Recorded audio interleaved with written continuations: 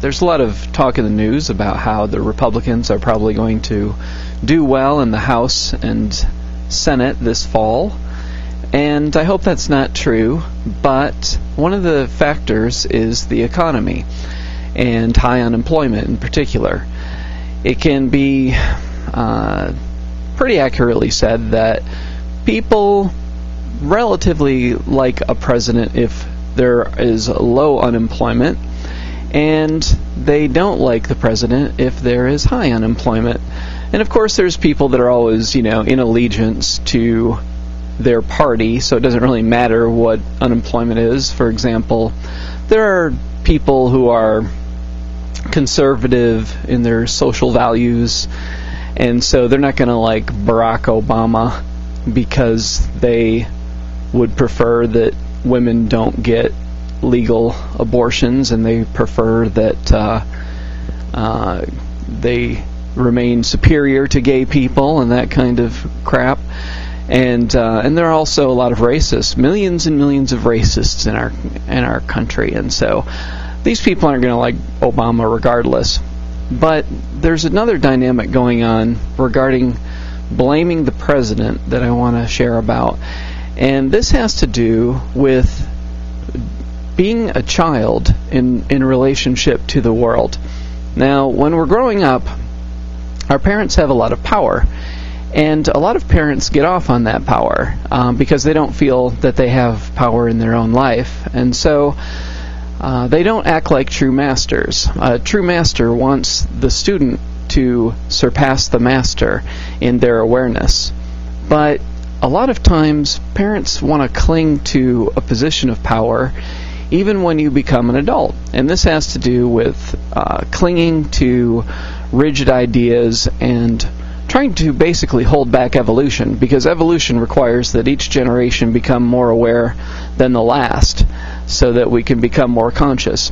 And that is why there is less gender superiority than there was in the past. That is why there's less homophobia. That is why there's less racism, is because each generation is growing despite many parents' attempt to hold them back. But because many people don't confront their parents or question them and just want to be conditionally liked by them, they kind of stay suppressed in a childlike role, and they may not grow or really become themselves until their parents' death. And even then, they may not become themselves. So what happens when people don't question that authority and they stay suppressed is they project a child relationship towards the parental world. So towards their bosses and towards the government, they react like a child who's upset at their parent. And I think this is what goes on a lot with when people aren't happy with what's going on in their life. They're angry at the president because, the president isn't trying hard enough to get more jobs for us and stuff. But I think a more reasonable approach to look at why unemployment is high is to look at the underlying trends that are going on in the world. The internet is really changing many, many facets of our lives, and technology in general is growing so quickly that we're becoming much more efficient in how we do things. And the more efficient we become, the more we are likely to not need as many employees. And so the problem with blaming the president is that it doesn't take into account that trends that are changing are not going to be altered by what the president does. This is just a fact of living in a more technologically advanced world. We don't need as many people to get things done. That's just the way it is.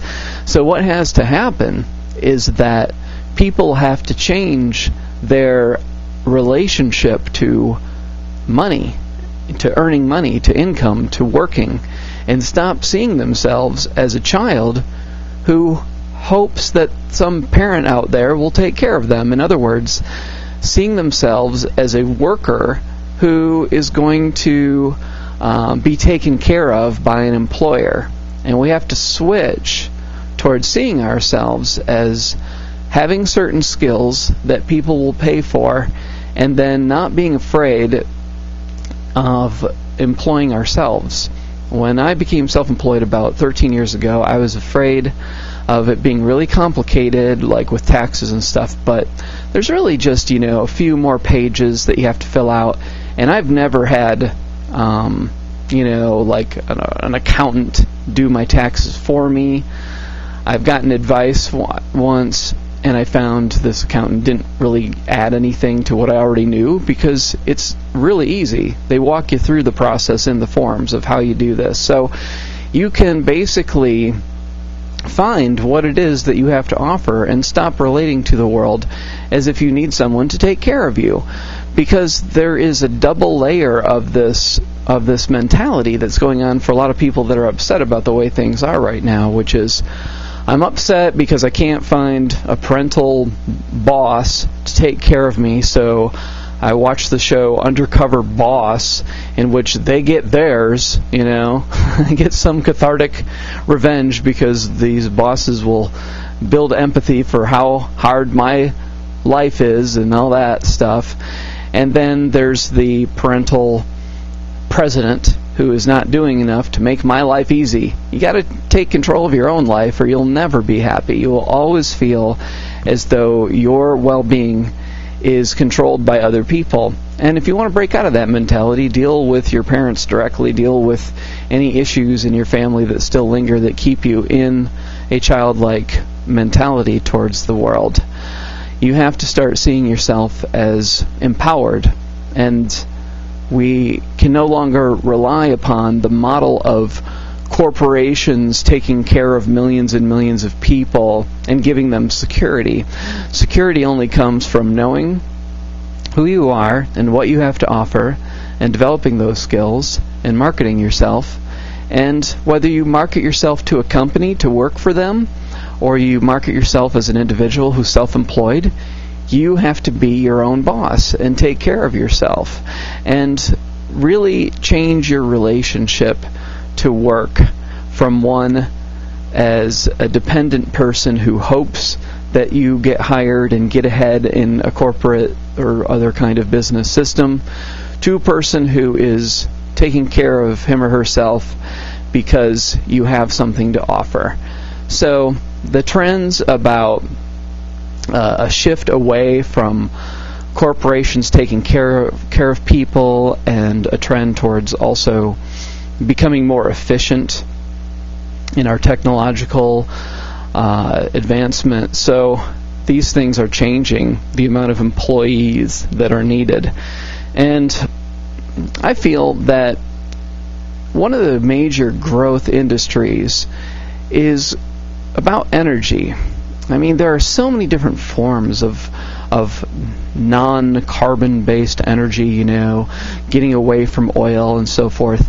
And so if people want to get ahead and change the world and make money, then developing these technologies and forming your own company or, get together with a group of people who are interested in this kind of thing.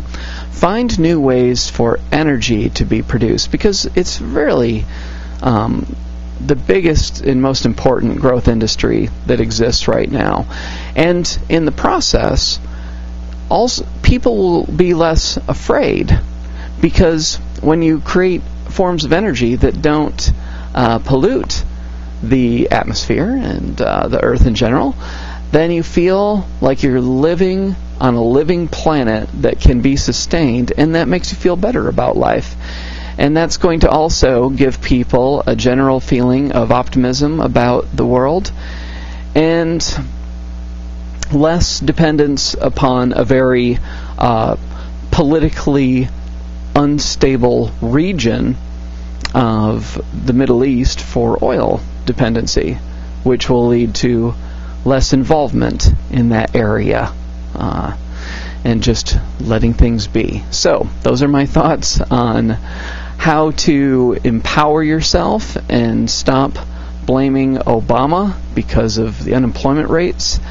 I know it's natural to be angry at whatever the party is that you don't like. I was often angry at Bush for all kinds of things that were outside of his realm of influence, just because I did not respect him as a person.